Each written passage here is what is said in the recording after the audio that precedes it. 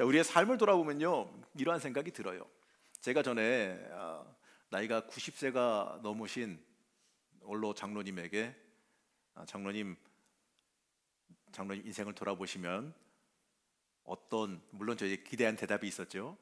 어떠한 느낌이 드세요? 라고 이제 그 원로 장로님들 예배 때 한번 여쭤봤습니다. 근데 그분께서요, 흔쾌히 대답하시길 뭐라 그랬냐면요, 그분이 굉장히 그 몸이 불편하셔가지고 어렵게 사신 분이세요. 그러니까 돈이 없어서 어렵다 이게 아니라 몸이 불편해서 굉장히 그 험난한 삶을 역경을 이기면서 살아오신 분인 걸 다들 알고 있는 상황입니다. 근데 그분이 아주 너털웃음을 웃으시면서 목사님 뭐 그런 걸 물어보세요, 이러시 하시는 말씀이 감사밖에 없죠. 이 말씀을 하시더라고요. 근데 저는 그게 되게 은혜가 됐습니다. 그게 맞거든요. 우리의 삶을 돌아보면 돌아볼수록 우리가 고백할 거는 감사밖에 없어요. 가운데로 좀 옮길게요. 아, 이쪽이구나. 화면 맞추기 어렵습니다. 자, 우리 인생이요, 근데 감사함을 이렇게 고백할 때 어떤 분들은 이렇게 말할지도 몰라요. 목사님 돌아보면 돌아볼수록 감사할 게 없는데요, 고난만 잔뜩 있고 어려움만 잔뜩 있고 감사할 게 없어요 라고 대답할 수도 있을 거예요.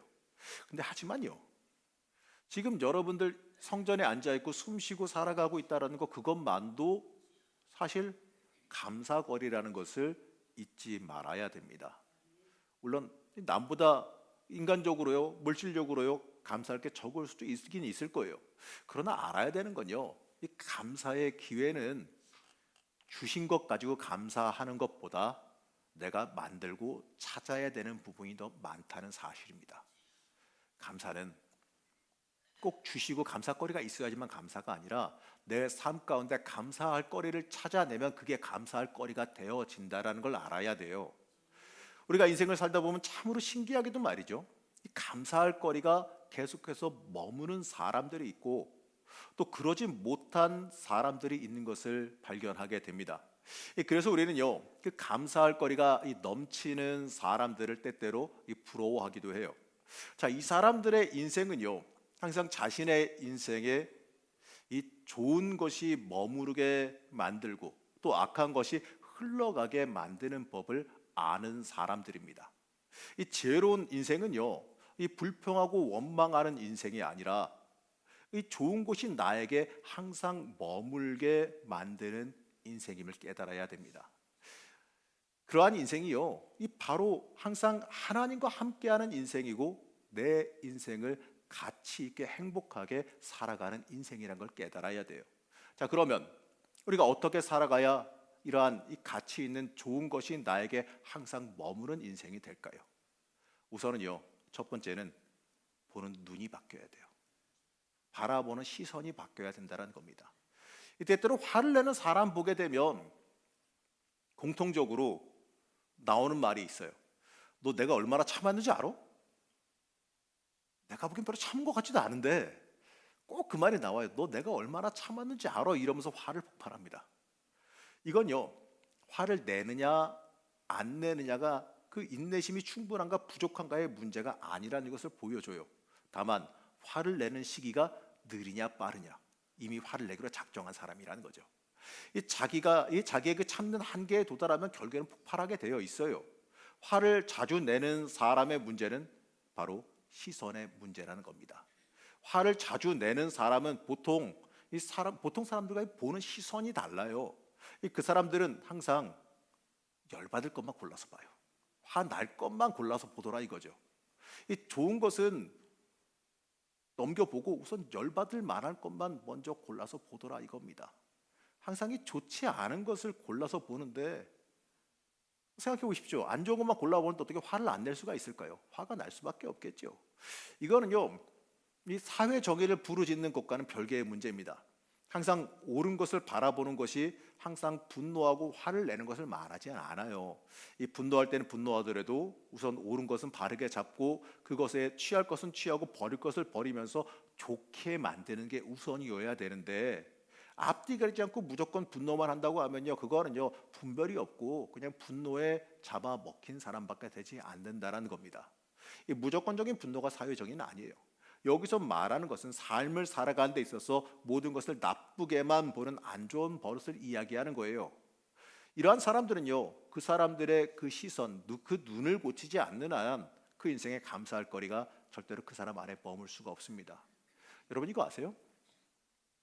감사할 거리가 아예 없는 사람은 세상에 존재하지 않아요. 여러분, 내가 못 알아볼 뿐이지 감사할 거리는 여러분 앞에, 여러분 인생 가운데 널려 있습니다.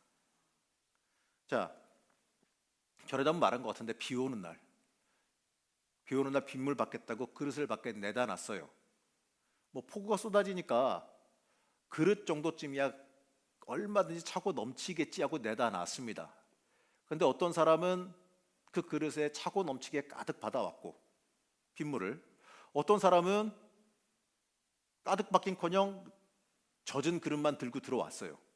무슨 차이가 있을까요? 뭐 어렵습니까? 뒤집어 놨느냐 바르게 놨느냐 차이지. 그렇잖아요. 엎어놓으면은 그거 뭐 백날 뭐 비 맞던 뭐하든 뭐 들어옵니까?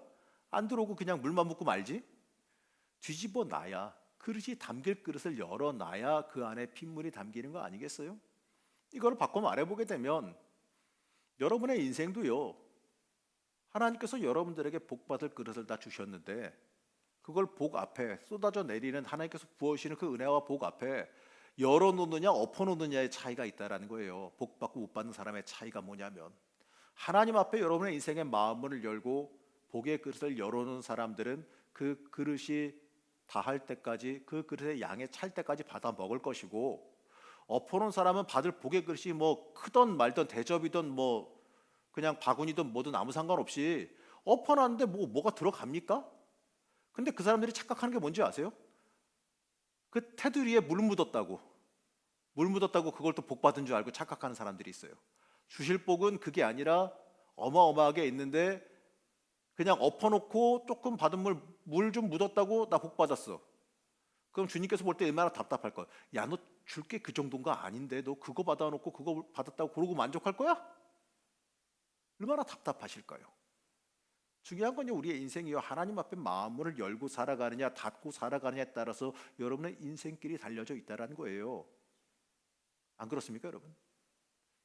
자, 보게 되면요, 여러분의 눈이 바뀌어야 된다는 게 뭐냐? 매사에 감사할 거리로 보는 사람과 매사에 불평거리와 매사에 지적할 거리로만 보는 사람의 차이라는 거예요. 보면서요, 모든 걸 은혜로 보는 사람이 있어요. 모든 걸 이쁘게 보고, 모든 걸 은혜로 보고, 모든 걸 감사로 보고, 모든 걸 부족한 건 내가 채워야지 하면서 돌보는 사람이 있는 반면에 모든 걸 혼내는 사람이 있어요. 그게 뭐야? 이게 뭐야? 이러면서 계속 혼내는 사람들도 있더라 이거죠. 그러면 복은 누가 받는지는 말해 알겠죠? 도구로 쓰임 받을지는 몰라도요, 그 사람 복 받을 사람이 아니라는 거예요. 여러분, 복 받기 위해서는 가장 첫 번째가 뭐냐? 좋은 게 여러분들의 머물기 위해서는 여러분들의 보는 눈이 은혜롭게 바뀌어야 됩니다. 모든 걸 은혜로 바라보고 모든 걸 하나님의 관점에서 바라볼 줄 알아야 한다는 거예요. 그리고 중요한 건요, 비슷한 이야기인데 감사할 것을 볼 줄 알아야 된답니다. 자, 어떤 아버지와 아들이 있습니다. 근데 이 아들이 공부를 참 못했대요. 아버지 닮았겠죠 아마. 근데 어느 날 성적표를 받아왔는데 전 과목이 가의 한 과목만 양이었대요. 수미양가 중에 쭉 가다가 하나만 양이 있던 거야. 야, 그러면은 뭐 어떻게 해요? 그냥 개근상 받아야겠죠, 이 학생은. 뭐 받을 게 없어요. 이런 성적표를 받아왔으면 보통의 아버지라면 네가 지금 내가 돈을 들여서 얼마를 들여서 널 공부시키는데 이게 뭐냐 이러면서 혼나야겠죠. 이 성적이라고 받아왔냐 이 돌머리야, 너 엄마 닮았지 이러면서 이렇게 혼을 내야 될 겁니다. 근데 이 아버지는 좀 시선이 좀 남달랐나 봐요. 야, 너 너무 한 과목만 집중하는 거 아니냐? 한 과목만 성적이 너무 좋네. 이 아버지가 속은 터졌겠지만, 속은 상했겠지만 아들한테 그렇게 말하는 거예요. 아버지는요, 낙제점인 가만 본 게 아니라 그래도 그나마 적게라도 가능성이 있는 한 과목을 본 겁니다. 그 아이의 가능성을 본 거예요. 뭘 살려야 되나. 아마도 좋은 것을 보는 눈을 가진 그 아버지의 아들은요, 틀림없이 아마 심기일전에서 좋은 결과를 얻었으리라 예상합니다. 옛날 이야기입니다. 한 여성이 20살에 결혼했는데 그만 남편이 23살에 죽었습니다. 그때 임신 중이었던 이 여인은요, 어쩔 수 없이 그 딸을 낳았어요. 요즘 같으면 요즘 같은 세상이야 재혼해가지고 잘 새 인생 살았겠지만 그 시절에는 꿈도 못 꾸는 시절이었다고 합니다. 그래서 청산 과부가 된 이 여인은요, 어쩔 수 없이 혼자 온갖 고생 다 해가면서 그 딸의 장래를 위해서 헌신했습니다. 그 희생 덕분에 딸은요, 대학을 나오고 유학까지 갔다 왔어요. 마침내 어느 한 유명한 대학의 교수로 임용까지 되었습니다. 자, 이러한 가정의 분위기가 어떨까요? 어머니는 우선 못 배웠죠. 많이 못 배웠어요. 그리고 치열하게 시장에서 노점하면서 딸을 키워냈으니 얼마나 억셀까요? 그러다 보니까요, 이 많이 배우고 교양이 많은 딸과 소통이 될 리가 없죠. 맨날 부딪히고 싸울 겁니다. 이 딸은 어려운 일 있거나 짜증나는 일 있으면 어머니에게 다 쏟아냈고요. 그럴 때마다 어머니는 그 모든 투정을 다 받아주셨어요. 그 딸도 이제 40이 넘고 가정을 이루고 안정적인 생활을 하고 있었습니다.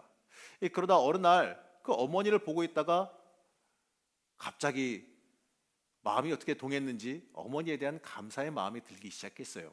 어머니가 없었으면 자기가 존재할 수 없었겠다라는 생각도 들고 자기를 위해서 희생하신 그 어머니의 모습이 눈앞에 떠오르기 시작했습니다.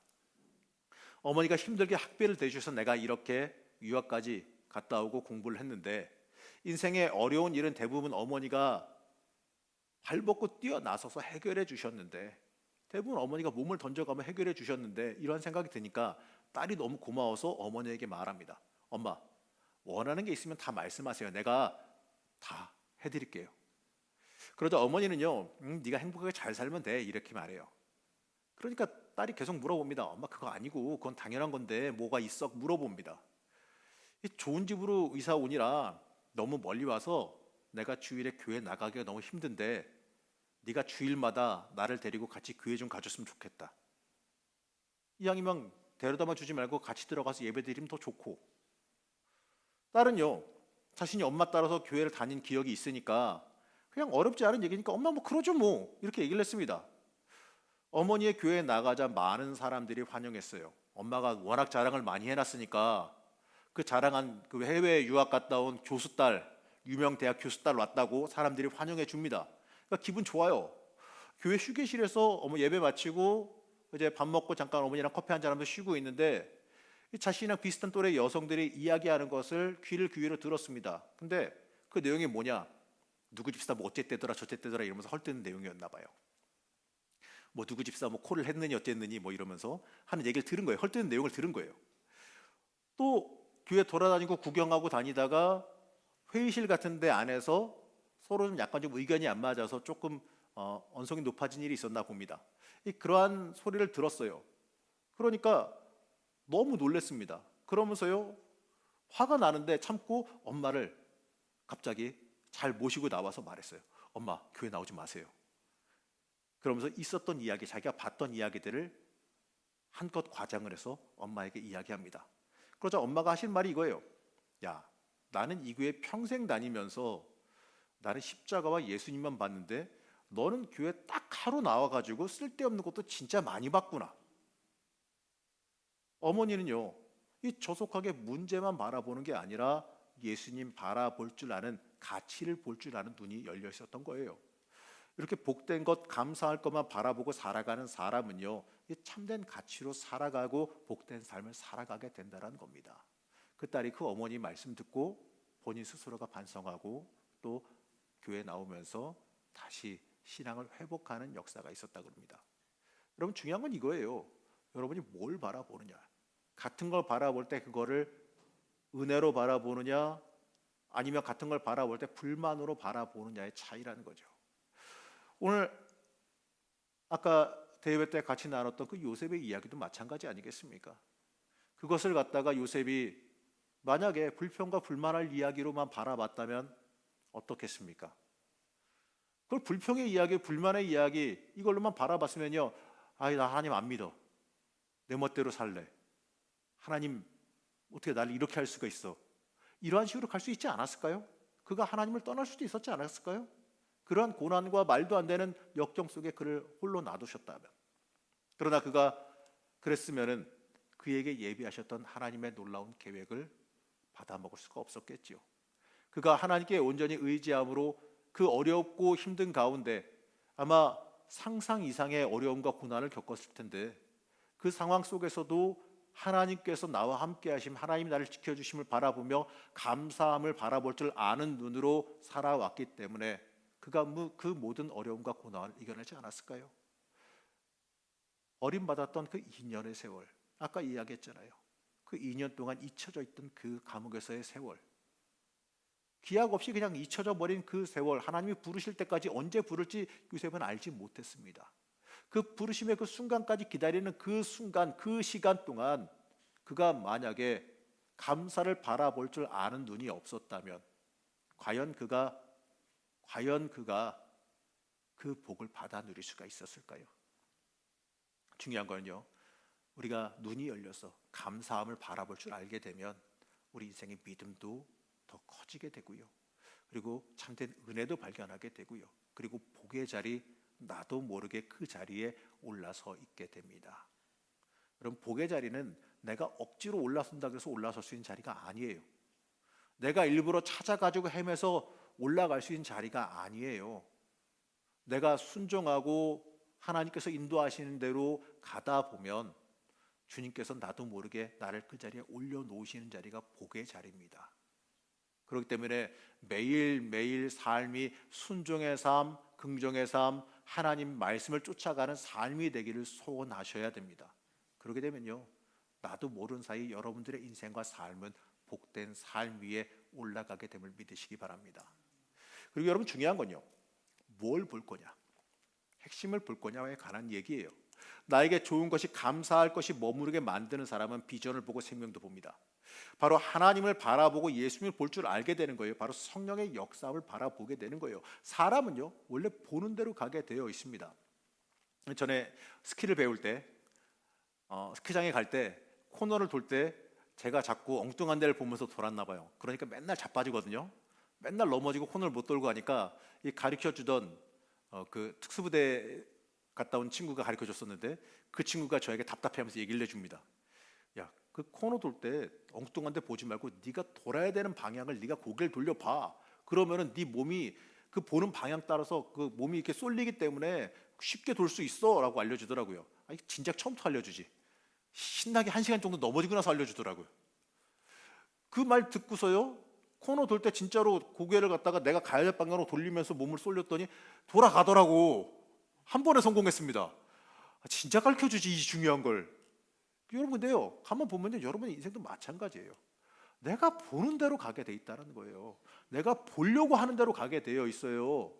내가 복을 보고 사랑을 보고 은혜를 보는 사람은요, 사랑하는 것과 사랑받는 삶과 은혜의 삶으로 돌아가게 돼 있고 복의 삶으로 가게 되어 있다는 거예요. 불평만 보고 불만만 보고 지적할 거리만 보고 나쁜 것만 보는 사람이요, 그 인생 그렇게 갑니다.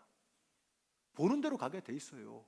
그게 바로 인생이에요. 믿음을 보면 믿음으로 가고요, 긍정을 보면 긍정으로 갑니다. 보는 것이 여러분의 미래예요. 사랑하는 성도 여러분, 우리가 보는 것이 우리의 미래입니다. 영광스러운 미래를 원하시면요, 여러분, 영광스러운 미래를 바라보세요. 아름다운 미래를 원하시면 아름다운 것을 바라보세요. 좋은 것이 머무른 인생은요, 아름다운 것을 바라보는 눈, 바로 말씀 보는 눈에서부터 시작되는 걸 잊지 마시기 바랍니다. 그리고요, 우리는 표현의 변화가 있어야 됩니다. 그렇기 때문에 우리는 좋은 것을 표현할 줄 알아야 돼요. 이 좋은 것을 표현해야 내 곁에 머무른다는 거예요. 이 행복한 사람은 행복할 때 그것을 말로 표현합니다. 그래서 항상 행복해지고, 불행한 사람은 이 불행한 것에만 반응해요. 자, 여러분, 한번 어렵겠지만 한번 해보세요. 하루 동안 녹음기 하나 조그만 거 사가지고, 핸드폰은 이제 배터리 문제가 있으니까 하루 종일 내가 하는 말을 갖다가 녹음을 한번 떠보세요. 하루 종일이면 좀 어려우니까 사람들 만날 때 잠깐, 하여튼 내가 말을 할 때 있잖아요. 근데 생각보다 내가 무의식 중에 얘기할 때 부정적인 얘기를 많이 하거든요. 사람이라는 게. 내가 하는 말을 갖다가, 여러분 이거 진짜 아마 크게 놀라실 것 같은데, 한번 몇 시간 정도라도 사람들 만날 때 내가 하는 말을 녹음을 한번 해보세요. 그리고 조용히, 겁나지만 나 혼자 있을 때 틀어서 한번 들어보세요. 아마 쥐구멍을 찾게 되실 겁니다. 왜냐고요? 내가 생각보다 내가 생각보다 불행의 말을 하고, 내가 생각보다 불신의 말을 하고, 내가 생각보다 복받기 어려운 말을 하고 산다는 걸 발견하게 될 거예요. 영의 사람은요, 말이 변하고 표현이 바뀌어야 됩니다. 똑같은 말을 해도 그 표현이 바뀌어야 돼요. 야, 너 그거밖에 못하냐? 이거랑 그거 어렵지, 내가 도와줄까? 둘 다 어차피 똑같이 그리고 나서 도와줄 거잖아요. 근데 아다르고 어다르다고, 그게 복이 되는 말이 되느냐 악이 되는 말이 되느냐, 바로 내 마음에 내 심령의 변화가 있느냐 없느냐에 따라 달려 있습니다. 여러분, 그게 그 녹음한 거 들어보시고 바꿔야겠다, 바뀌겠어요? 그냥 내 노력으로는 안 바뀌어요. 그 속에, 우리의 속에 성령 충만해야 바뀝니다. 성령이 충만하면요, 내 속에서 심령에서 흘러나오는 표현과 말이 바뀌게 되어 있어요. 내가 성령 충만해지면 보는 눈도 열리고 말도 바뀌고 가는 길도 바뀌는 걸 잊지 마시기 바랍니다. 그리고 행복한 사람과 불행한 사람을 조심히 보게 되면 그 사람들 간에 일어나는 고난의 절대치가 비슷하다 그래요. 이런 말이 있습니다. 그 사람의 일생을 전체를 놓고 보게 되면 고난의 상한선은 거의 비슷하다라고 말을 합니다. A라는 사람과 B라는 사람이 서로 간에 초반에 고난을 겪느냐 나중에 고난을 겪느냐 다르겠지만 그 인생을 전체로 놓고 양을 재보면 비슷하다는 거예요. 중요한 건 뭐냐? 그 고난을 어떻게 받아들이고 타고 넘느냐에 따라 달려있다는 거예요. 그 고난에 무너지고 주저하는 사람들은 그 고난에 갇혀서 그 이상을 못 나가는 거고, 그 받은 고난을 갖다가 감사함으로 치고 넘어가며 성령의 능력으로 뛰어넘는 사람은 그 고난이 오히려 복의 도구가 되어지고 그 고난이 오히려 간증거리가 되며 인생의 자랑이 되어진다는 겁니다. 여러분요, 그 고난 어려움 겪는 거, 그걸 이겨내지 못하면 그거는 그 사람에게 올무고 그 사람의 걸려 넘어지는 덫이 됩니다. 그런데 그것을 갖다가 이겨내고 그걸 통해서 오히려 더 한 단계 발전했다면, 나를 걸려 넘어지게 했던 건요, 오히려 그걸 통해서 내가 더 성장하게 되는 디딤돌이요, 내가 그럼에도 불구하고 성장했다라고 하는 자랑거리가 되어진다는 겁니다. 중요한 건요, 우리가 성령의 능력으로 힘이 있느냐 입지 못하느냐 모든 것이 달려있다는 겁니다. 그리고요, 인생에 벌어진 일들이요, 표현하지 않고 가만히 내버려 두면 그냥 흘러가요. 이런 분이 있습니다. 아이, 하나님 다 아시겠죠? 뭐 아시죠, 물론 아시죠. 근데 말을 해야 필요한 줄 알지, 그렇잖아요. 쟤 저거 필요한 것 같은데 말을 안 하네? 쟤 저거 해줘야 될 것 같은데 달라고를 안 하네? 무슨 얘기인지 아시겠어요? 표현 안 하면 그거는 이야기 안 한 것과 똑같아요. 여러분, 기도해야 될 이유가 뭡니까? 하나님이 알아서 다 하시고 알아서 다 아시고 그냥 알아서 다 하신다 그러면 기도할 필요가 있어요? 가만히 있으면 되지? 근데 하나님이 원하시는 그게 아니에요. 여러분이 자발적으로 하나님께 매달리고 자발적으로 하나님 앞에 나오고 하나님 앞에 나와서 하나님께 말하고 매달리고 매달리길 원하신다는 거예요. 그렇기 때문에 우리는 나와서 기도해야 되고 하나님께 우리의 필요와 우리의 모든 것들을 간구하고 나올 수 있어야 된다는 겁니다. 그럴 때 여러분들에게 주어지는 복이 있다라는 것이지요. 얼마나 기도하십니까? 얼마나 하나님 앞에 부르짖고 얼마나 하나님 앞에 간구하십니까? 어떤 분들은 이렇게 얘기해요. 간구가 무조건 좋은 게 아니라 하고 나서 얘기하시라 그래요. 물론 그 말도 맞지만 아무것도 안 하면서 말만 하는 건 아무 소용이 없어요. 하나님께 나와서 매달리고 기도하고 부르짖는 중에 기도의 내용도 바뀌게 되어 있고 내가 성령님의 인도하심으로 인해서 인생이 변화되어지고 심령이 변화되어진 은혜도 임하게 되는 거지. 아무것도 안 하고 두 손 두 발 놓고 그냥 가만히 알아서 하시지요. 안 하세요. 답답해 하시지. 내가 나가야죠. 주님께서 밥상은 차려주십니다. 좋은 거 다 갖다 주십니다. 근데 먹는 건 내가 먹어야 돼. 다 갖다 주면 뭐예요? 입에다 밀어 넣어도 뭐예요? 입을 벌리질 않고 먹질 않는데. 중요한 건 우리가 나와서 받아 먹어야 한다는 거예요. 그렇기 때문에 오늘 다들 놀러 가는 와중에 이렇게 예배 와서 같이 참여하신 여러분들은 참 복 받으신 줄로 아시기 바랍니다. 여러분 중요한 건요, 바로 그거예요. 내가 자꾸 기도하고 부르짖을 때 내 인생에 좋은 것이 머무른다는 사실입니다. 여러분, 여러분의 인생 좋은 것이 통과하는 삶이 되길 원하십니까? 좋은 것이 머무는 삶이 되길 원하십니까? 물론 이 좋은 건요, 성령 하나님께서 주시는 좋은 것이지요. 여러분, 항상 좋은 것이 머무는 인생, 감사함이 넘쳐 흐르는 삶을 살아가시길 축복합니다. 감사를 보세요. 이번 한 주간 여기에 계신 분들만 제가 비밀을 알려드릴게요. 이거 정말 큰 비밀이니까 이거 돈 받아야 되겠는데 정말 큰 비밀이니까 한번 해보세요. 이번 한 주간 감사함을 한번 세보세요. 하루에 내가 100번, 100번 너무 심한가? 너무 많은가? 원래는 100번을 이야기하는데 그래요. 하루에 10가지만 해봅시다. 너무 줄여드렸는데 10가지만 감사할 거리를 찾아보세요. 그리고 그거를 잊지 마시고 저녁에 불편하시더라도 한번 적어보세요. 이건 꼭 한번 해보셨으면 좋겠습니다. 하루에 감사할 거 10가지만. 쉬운 것 같죠? 10개 우습죠? 해보세요. 밤에 뭐가 있지? 한쪽 골머리 싸셔야 될걸요? 뭐가 있지? 뭐가 있었지? 억지로라도 한번 해보세요. 그 10가지 감사의 거리를 쓰시면요, 그러면서 점점 뭐가 되는 줄 아세요? 감사할 거리가 늘어나요. 감사를 보는 눈이 열려요. 이번 한 주간 해보시기 바랍니다. 여러분들의 영적인 세계가 좀 더 한 단계 더 전진하게 될 겁니다. 여러분, 항상 감사함으로 살아가시고 또 그 감사함을 표현하고 바라볼 때 여러분의 인생 가운데 하나님께서 주시는 좋은 것, 그것이 머무는 인생 될 줄로 믿습니다. 이 땅 살아가면서요, 하나님 주시는 좋은 것이 여러분 인생 가운데 가득 차시기를, 복의 그릇이 하나님께 열리는 은혜가 있기를 제가 간절히 축복합니다.